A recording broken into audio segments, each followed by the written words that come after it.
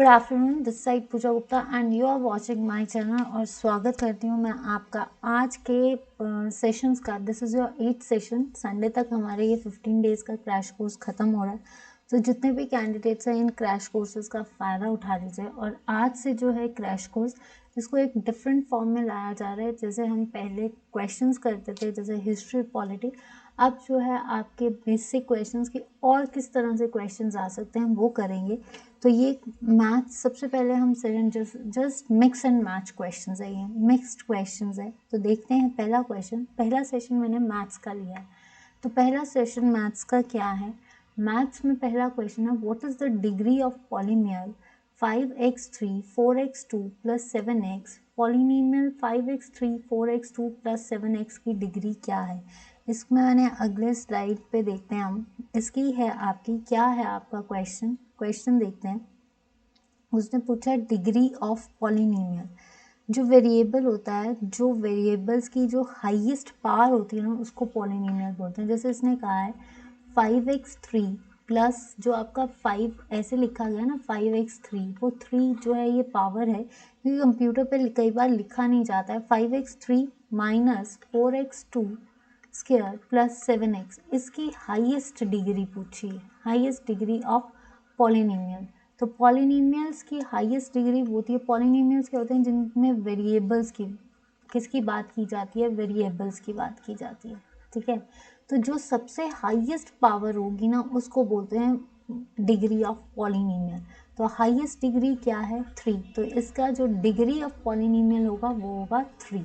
ठीक है, तो इसका आंसर क्या बनेगा आपका 3। तो इसके highest, what is the degree of polynomial, जो हाईएस्ट वैल्यू है वो उसकी डिग्री ऑफ पॉलिनोमियल होती है, आपकी क्या आएगी 3। तो क्या आया आपका 3। Next question, number of lines passing through a point. किसी भी पॉइंट से, एक पॉइंट है, जैसे इसको आगे करते हैं तो कितनी लाइंस पास हो सकती हैं। ये आपका पॉइंट है, एक सेकेंड जस्ट वेट।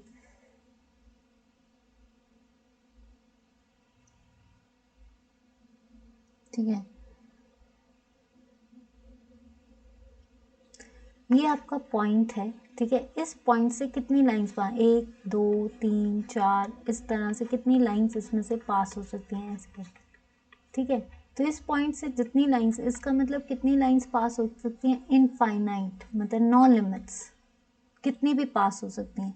तो इसका सही आंसर क्या आएगा, इसका सही आंसर आएगा आपका इनफाइनाइट। इसका सही आंसर की नंबर ऑफ, कोई भी लाइन एक बिंदु से कितनी, जिसको बोल सकते हैं कितनी रेखाएं गुजर सकती है, कि एक बिंदु से आपकी 1 2 3 4 5 6 7 8 9 10 11 12 13, मतलब नो लिमिट्स, जितनी मर्जी। तो आपकी नो लिमिट्स है, इसका मतलब क्या आएगा, इन असंख्य, मतलब बहुत सारी। ठीक है, infinite. Average number of multiples of 3, 3 के मल्टीपल्स निकालने हैं, 3 के पहले गुणकों का औसत।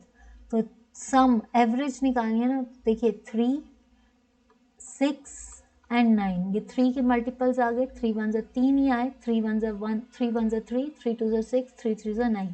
इसके आपने क्या निकालना है, इसका टोटल निकालना है। तो टोटल जो है फर्स्ट 3 मल्टीपल्स, तो 6 3 9 18, कितने हैं आपके 6 और 9 15 और 3 18, कितने हो गए टोटल, कितने हैं 3। तो आपके कितने आने चाहिए 6। फर्स्ट 3 मल्टीपल्स कितने हैं आपके 3, क्योंकि 3 है 6 9, और 9 प्लस 9 कितने होते हैं 18, 9 प्लस 9 इज 18। 18 में आप कितने ऐड कर लो, आपके कितने आएंगे, इसमें कितने हैं 1 2 3, कितनी एवरेज आई 3 की। तो 9 और 9 कितने होते हैं आपके 18। ठीक है, 6, एक मिनट, 6 3 2 आपका सम ही करना ना, 3 6 9, ये क्या आया 3। तो सम करिए, 3 प्लस 6 9, 9 प्लस 9 18, और 18 को 3 से करो तो क्या आता है 6। ठीक है, तो यहाँ पे क्या आएगा 6, क्या आएगा आपका 6, average of first 3 multiples of 3। तो अगर हम इसको ऐसे भी ले सकते हैं, एक और टर्म से कर सकते हैं। अगर 3 का मल्टीपल पूछा है तो 3 6 9, 3 3 6, 3 9, 4 12, आप इसको 4 भी कर सकते हो। तो 3 प्लस 6 प्लस 9 प्लस, क्योंकि 3 तो इटसेल्फ ही है, तो इसके बाद हम इसमें क्या कर सकते हैं 12, तो कितना आया आपका 9 9 18 18 और आपका 12 कितना आ गया 8 to 10 1 2 3, ठीक है। तो 30 30 by 4 तब भी आपका क्या आएगा 7, तो आपका जस्ट ये क्या आना चाहिए 6, answer is 6। The HCF of two numbers is 7 and the LCM is 210. If one number is 35, what is the another number? देखिए दो नंबरों का HCF दिया है, आपको क्या दिया है, दो नंबरों का HCF, टू नंबर्स का HCF दिया है। यहाँ पे करते हैं हम टू नंबर्स का HCF दिया है आपको, ठीक है, टू नंबर्स का HCF। तो टू नंबर्स का HCF क्या है, एक नंबर आप मान के चलिए, लेट नंबर इज x, दो नंबर्स का HCF कितना दिया गया, HCF क्या, प्रोडक्ट ऑफ नंबर्स जो है इसमें क्या आएगा, एक साइड दिया है प्रोडक्ट ऑफ नंबर्स और दूसरा जो है that is the product of LCM and HCF, ये दिया है। तो प्रोडक्ट ऑफ नंबर क्या आता है, प्रोडक्ट ऑफ नंबर दिया हुआ है, एक नंबर तो आपने मान लिया 35 है और दूसरा हमने कर लिया x, और जो प्रोडक्ट दिया है वो कितना दिया गया 210 into 7, 35x is equal to 210 into 7, x की हमने नंबर निकालना है, तो 210 इंटू 7 अपॉन 35, तो 7 1 से 7, 7 5 से 35, 5 4 से 20, 5 2 से, तो x क्या आएगा आपका 42, x क्या आएगा 42। तो अगर हम इसको देखें इस क्वेश्चन को, तो ये क्या कह रहा था कि HCF of two numbers is, HCF highest common factor, दो नंबरों का HCF 7 है और LCM क्या है 10, 210। अगर वन नंबर 35 है तो दूसरा नंबर क्या होगा, तो देखिए प्रोडक्ट दिया हुआ है ये दोनों का, तो इन दोनों को मल्टीप्लाई कर दिए, एलसीएम और एचसीएफ को हम मल्टीप्लाई करेंगे, एक नंबर हमें दिया दूसरा निकालना, तो 35 इंटू एक्स फैक्टराइजेशन है, तो इसका टोटल नंबर क्या आना चाहिए आपका 42, क्या आएगा आपका 42, आंसर इज 42। अब आता है the product of two consecutive integers is 306, find them, मतलब 306 आपका दिया है, ये बेस, ये किस कंसेप्ट पे बैठता है, ये क्वाड्रेटिक इक्वेशन पे बैठता है, ठीक है। तो अगर आपको दिया गया है कि प्रोडक्ट ऑफ फर्स्ट इंटीजर आपका क्या है, एक मिनट मैं इसको मिटा देती हूँ सारा ताकि आपको क्लियर हो जाए, ठीक है। अब हम करते हैं कि फर्स्ट इंटीजर, जो आपका फर्स्ट इंटीजर नंबर है, सपोज कर लीजिए फर्स्ट इंटीजर, पहला इंटीजर नंबर क्या है आपका x, ठीक है, पहला है इंटीजर x। नेक्स्ट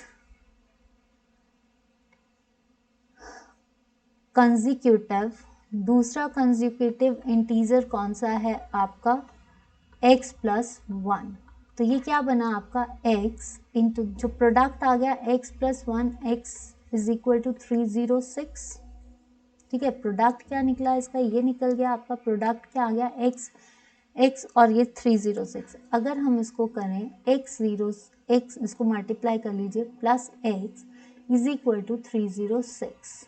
अब इसको हम इधर ले आते हैं, तो x0 plus x minus 306 is equal to 0। तो ये एक तरह से क्वाड्रेटिक इक्वेशन का कंसेप्ट है। तो क्वाड्रेटिक इक्वेशन में क्या होगा, एक्स स्क्वायर, ये जो x है इसकी फैक्टराइजेशन करो, तो ये क्या आती है 18x माइनस 17x, ठीक है। 18x minus 17x is equal to 306, इसकी फैक्टराइजेशन करो, अगर हम इसकी करें तो ये आ गया आपका 0, तो x इसको फैक्टराइज करो, तो x प्लस 18 आ गया माइनस 17x प्लस 18, क्योंकि आपको जब फैक्टराइजेशन करते हो तो दोनों साइड बराबर होना चाहिए। तो एक बना x minus 17 is equal to 0, दूसरा बना x plus 18 is equal to 0। तो एक आपका आ गया x 17 और एक आ गया, तो वो दो इंटीजर्स कौन से होंगे 17 एंड 18, ठीक है। तो इसमें कंसेक्यूटिव पूछा है तो हम इसको कौन से क्वाड्रेटिक इक्वेशन का फॉर्मूला लगाएंगे। नेक्स्ट क्वेश्चन देखते हैं आपका, ठीक है। तो इसमें कौन कौन से कंसेक्टिव 30, सिंपल सा अगर देखें तो 306 के फैक्टर्स कौन से होंगे 17 और 18।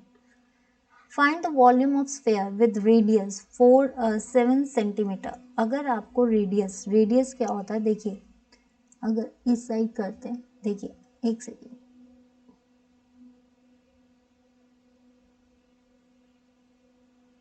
ठीक है। आप बोला है कि वॉल्यूम ऑफ स्फेयर निकालना है, तो वॉल्यूम ऑफ स्फेयर का फॉर्मूला होता है 4 पाई 3 पाई r क्यूब। ये होता है volume of sphere, volume of sphere, ठीक है। रेडियस आपको दिया गया है, तो रेडियस क्या आएगा 4/3 पाई 22/7। रेडियस कितना है आपका 7, 7 × 7 × 7, ठीक है। एक 7 कट गया, तो आपके पास क्या आया 4/3 × 22 × 7 × 7, 4 88, 88 × 14 88 × 7 एंड 7 डिवाइडेड बाय 3। तो 88 को 7/7 से करो तो आपका आता है 616, मल्टीप्लाई बाय 7, तो ये आएगा आपका 4312 डिवाइडेड बाय 3। तो आप कैसे करोगे, 3 1 ज़ा 3, 3 4 ज़ा 12, 1 बचा, 3 3 ज़ा 9, 2 3 7 ज़ा 21, फिर आपका 3 3, तो ये क्या बना आपका वॉल्यूम ऑफ स्फेयर क्या आया आपका 1437। देखिए आप लोग मैथ्स के ये जो क्वेश्चंस है अपना पेन पेपर निकालिए और आप प्रैक्टिस कर सकते हो। आप खुद प्रैक्टिस करके आप मुझे उसके आंसर्स बता सकते हो, ठीक है। आपको फॉर्मूला पता होना चाहिए तो आप निकाल लोगे। अब हम इस सम को देख लेते हैं, एक सेकेंड।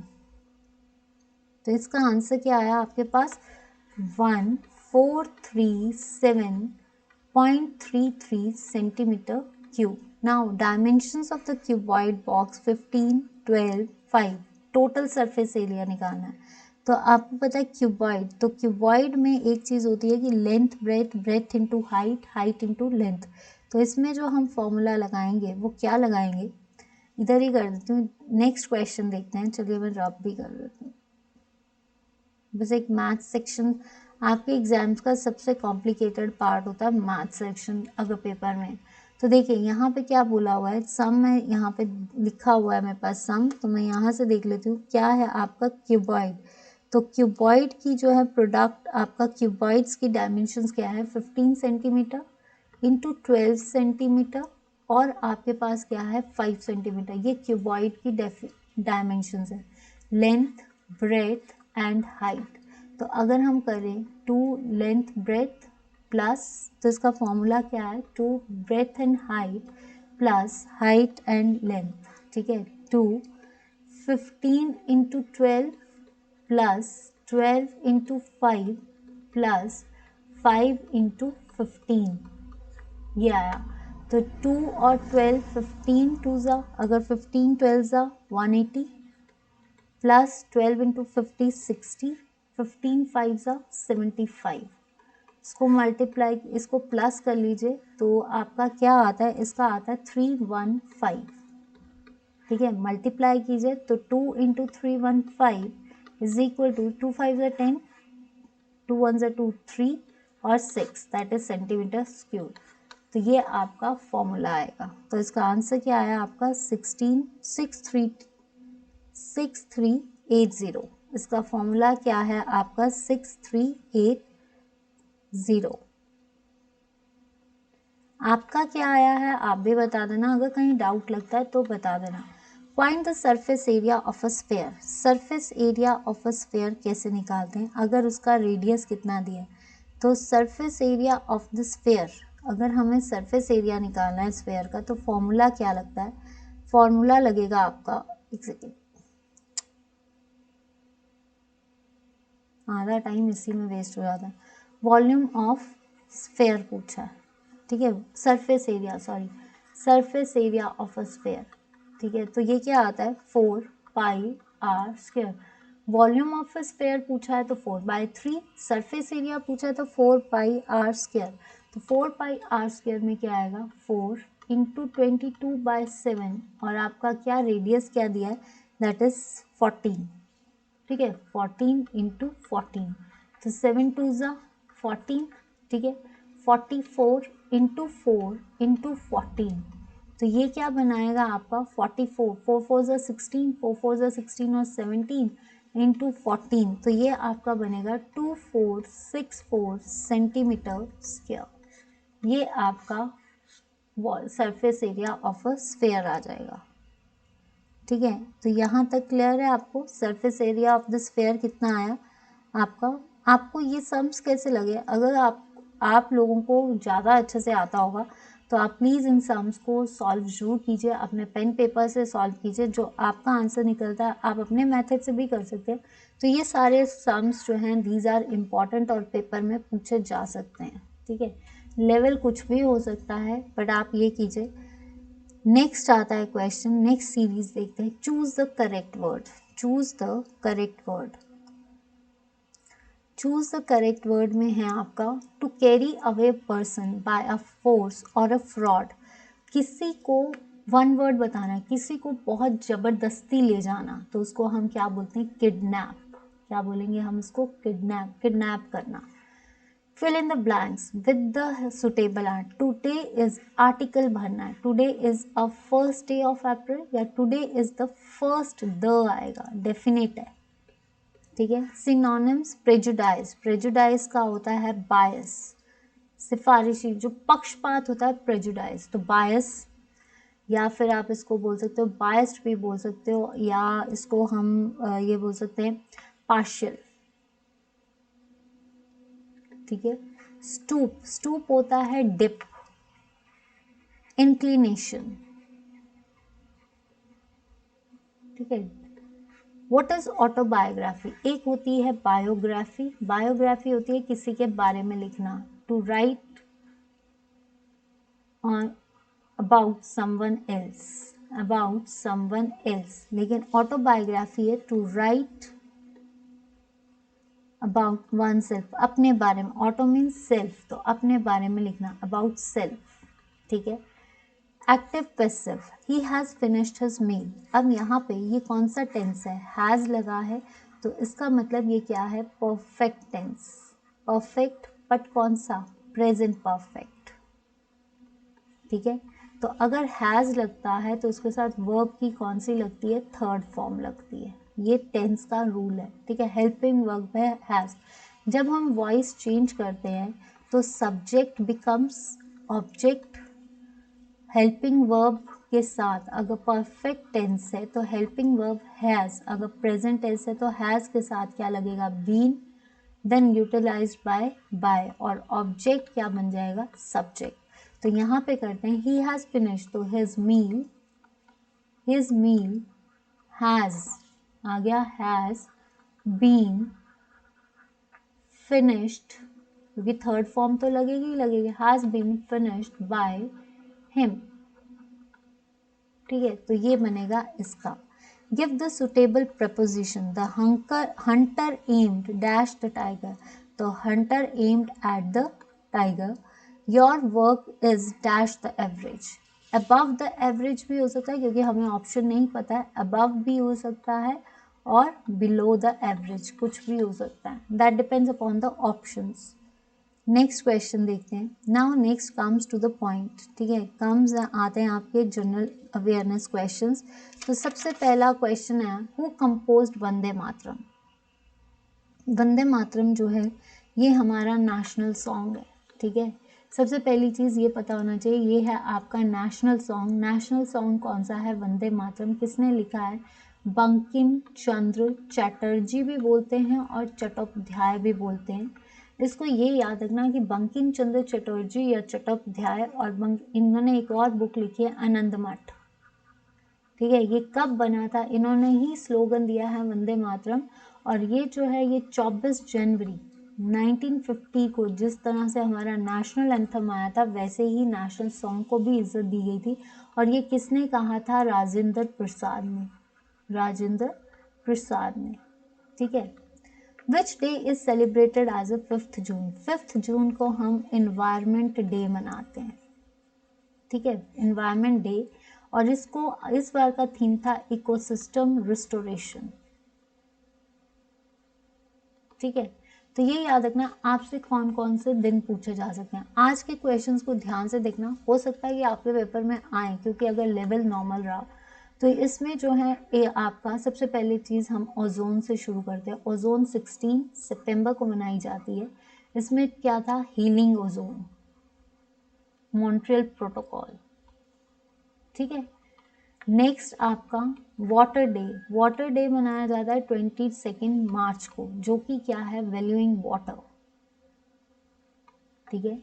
22 को आपका अर्थ डे, दैट इज आपका अर्थ, प्रोटेक्ट आवर अर्थ। 22 मई को बायोडाइवर्सिटी, ठीक है, ये डेज याद रखना।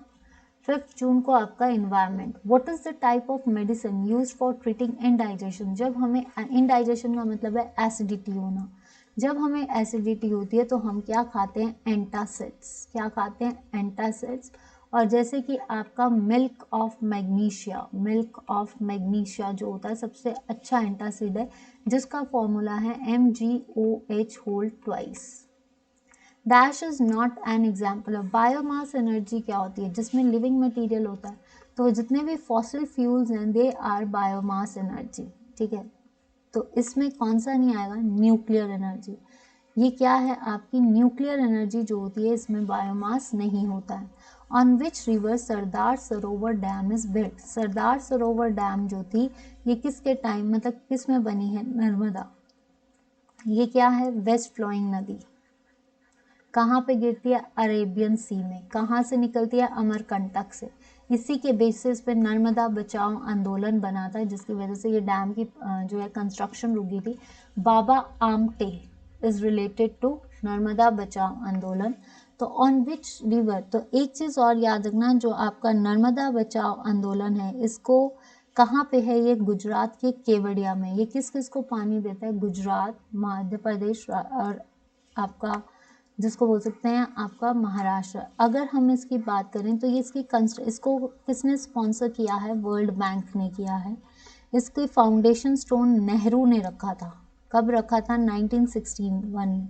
इसका जो फेस था ना द्वारा से 2017 में, इसके फेस को किसने इनॉग्रेट किया था, मिस्टर मोदी ने, ठीक है।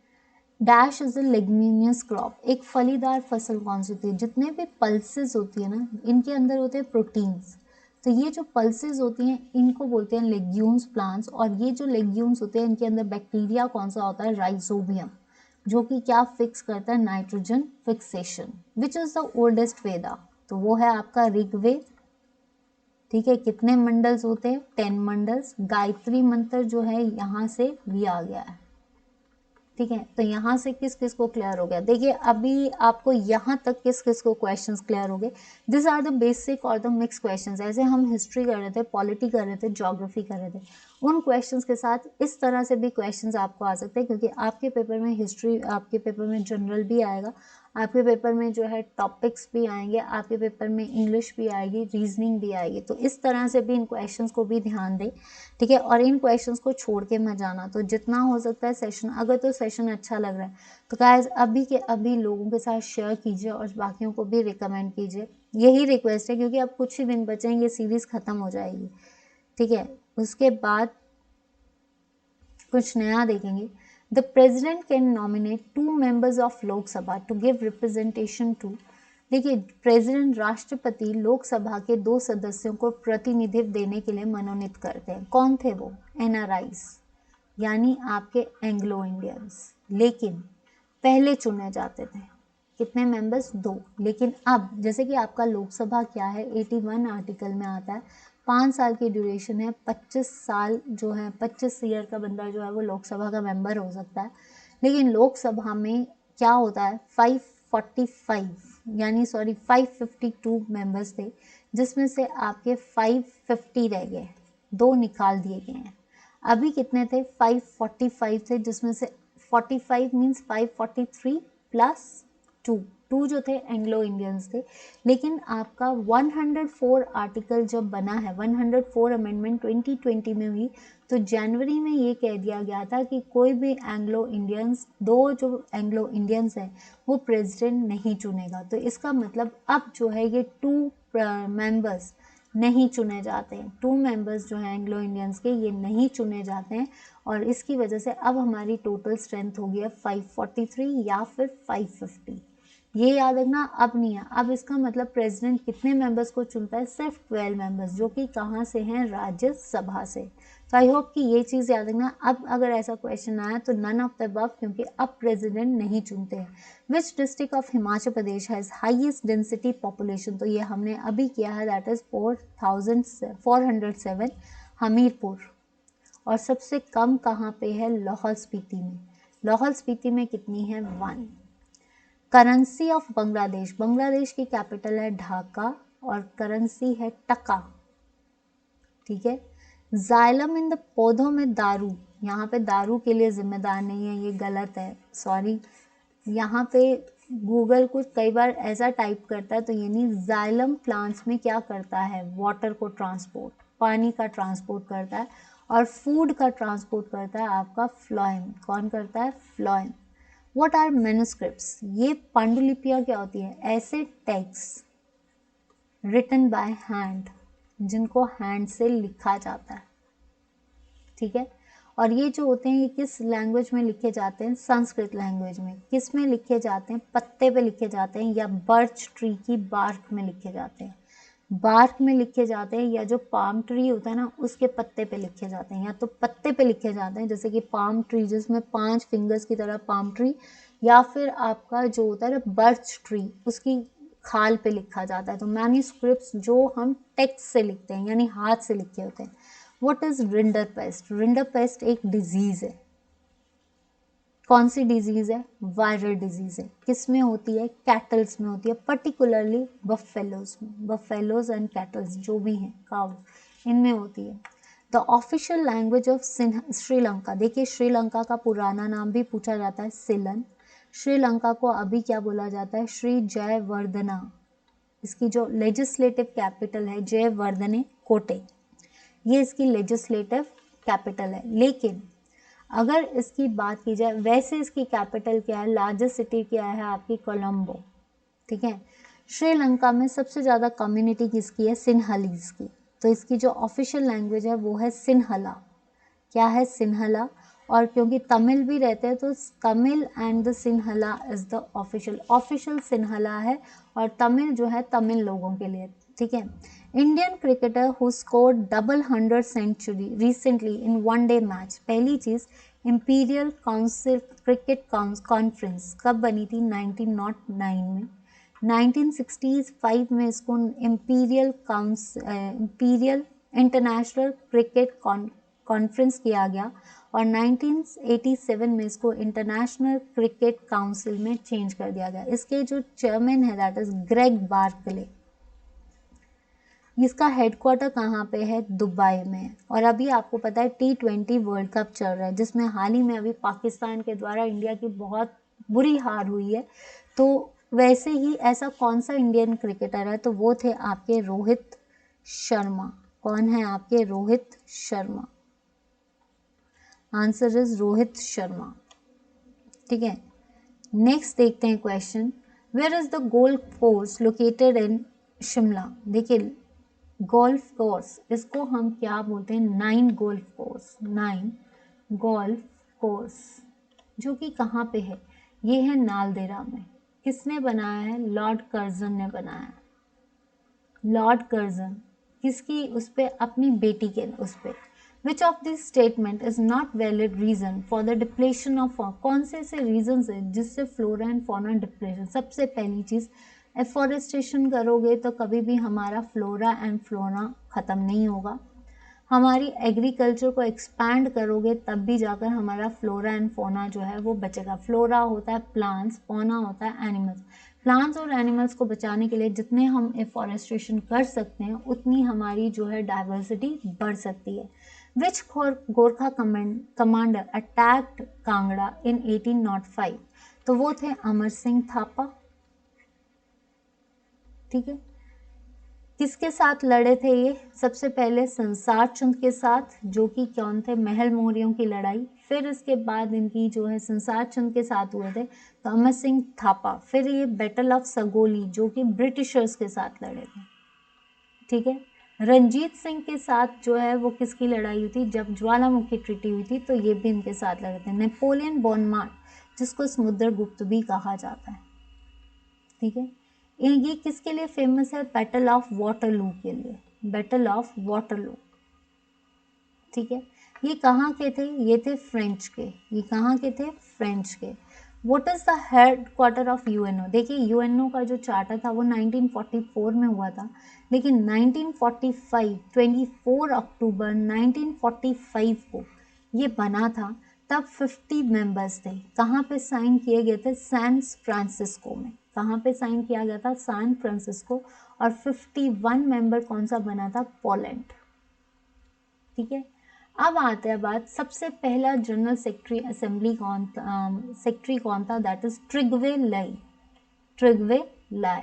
अभी कौन सा है, एंटोनियो ग्वेटर, ये अभी पेपर में पंचायत सेक्रेटरी के आया हुआ है, कौन है, एंटोनियो ग्वेटर। इसके कितने मेंबर्स हैं, 193 मेंबर कंट्रीज हैं, जिसमें से आपके कितने मेंबर्स हैं, देखिए इसके सारा, अब इसका हेडक्वार्टर कहाँ पे है, आपका न्यूयॉर्क में, ठीक है। इसके बारे में एक और चीज़ जान लीजिए कि इसके कौन कौन से हैं, 6 पार्ट्स हैं, कौन कौन से, सेक्रेटरी काउंसिल, ठीक है, आपकी general assembly, international court of justice, trusteeship, and आपका जो है कौन कौन सा आता है, ट्रस्टनशिप आता है, international court of justice, general assembly, secretary council, ठीक है। तो ये सारे 6 पार्ट्स आते हैं। और इसकी जो है कौन, इसमें सारी लैंग्वेजेस देखिए, चाइना है, फ्रांस है, रशिया है, आपका कौन कौन सी कंट्रीज हैं इसकी, चाइना, रशिया, आपका चाइना आता है, रशिया आता है, आपका UK, China, France, UK,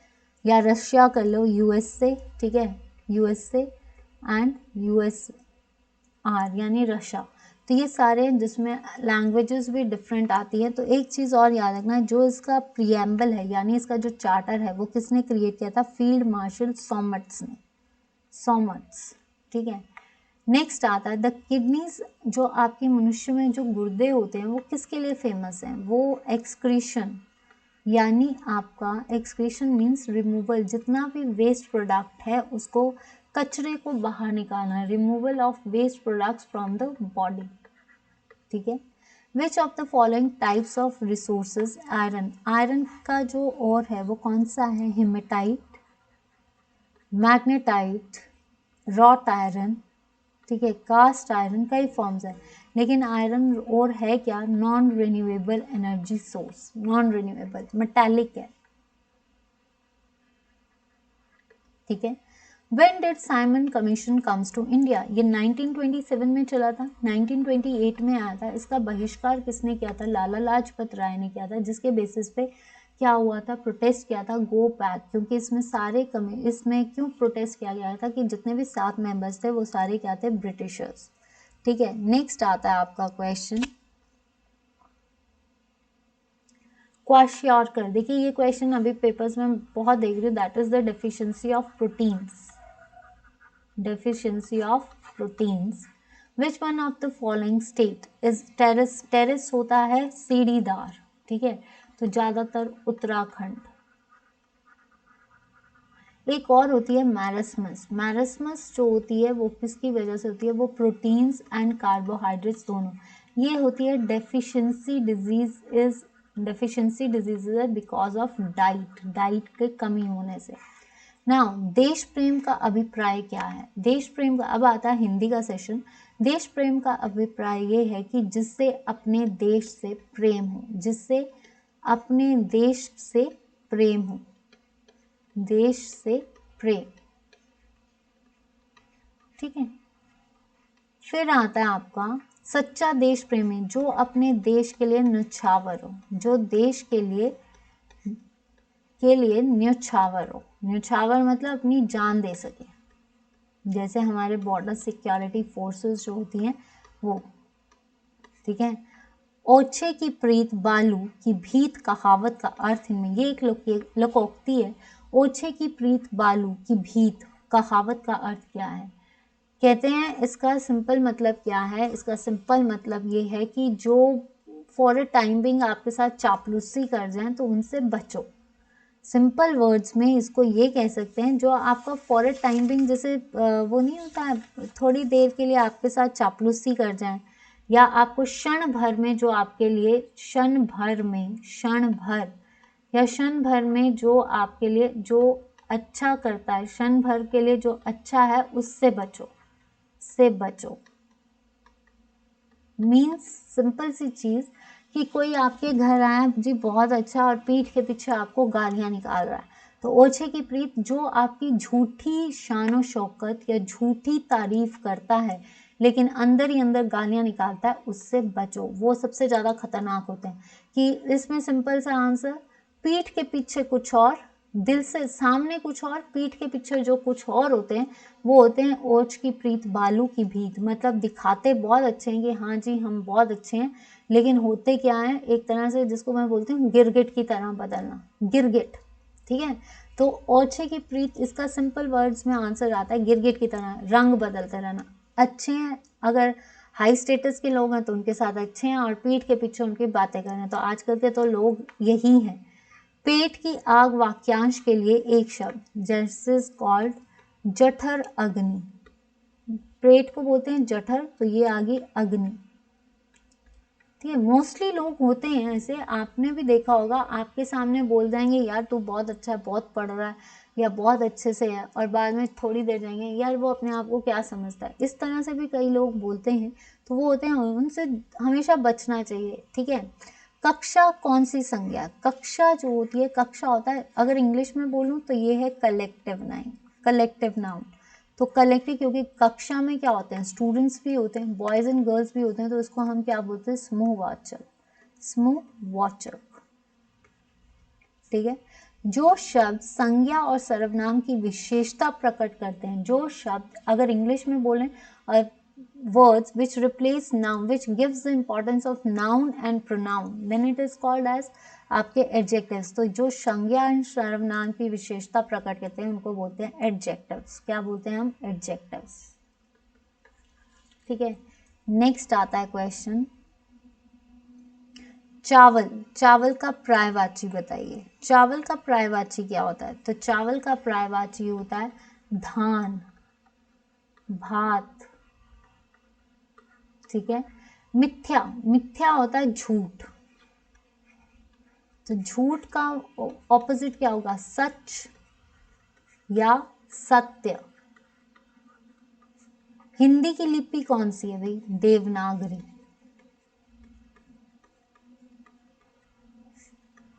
Dinesh आम खाता है, इस वाक्य में कौन सी नहीं लिखा है, कौन सी क्रिया है। कौन सी क्रिया मतलब दो होती हैं, एक होती है सकर्मक और एक होती है अकर्मक।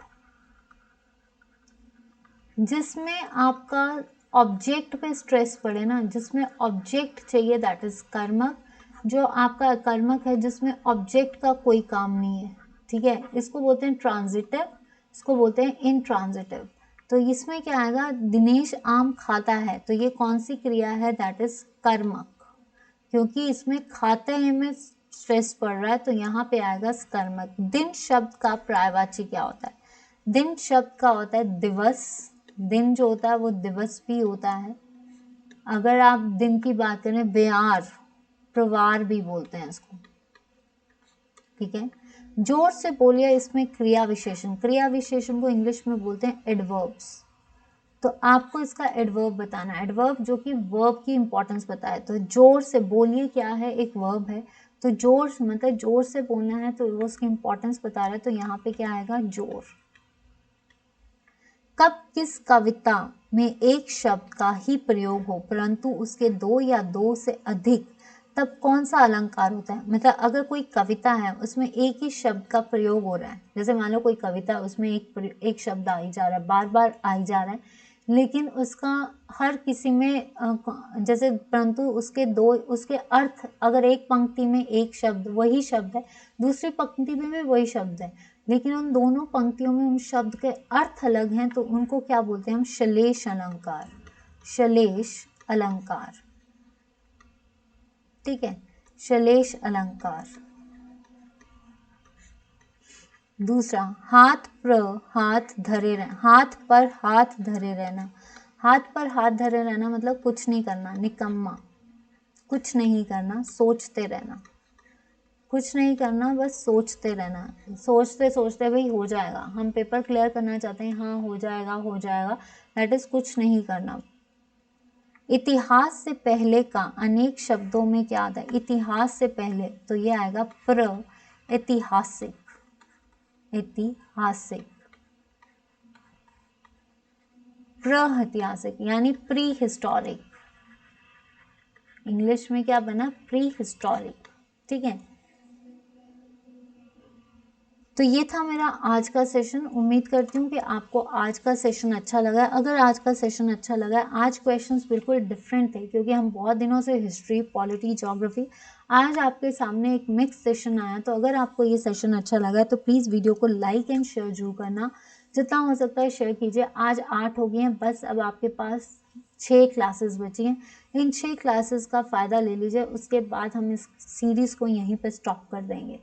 तो उम्मीद करती हूँ कि ये लास्ट सीरीज़, ये जो कुछ टाइम बचा है, इसके साथ आप मैक्सिमम के साथ शेयर करेंगे ताकि आपके साथ साथ आपके दोस्त जो तैयारी कर रहे हैं वो भी फ़ायदा ले सकें। तो आज के लिए इतना ही, मिलते हैं आपसे नेक्स्ट सेशंस में। तो प्लीज़ 5 बजे का सेशन पॉलिटी का सेशन है, वो भी देखिए।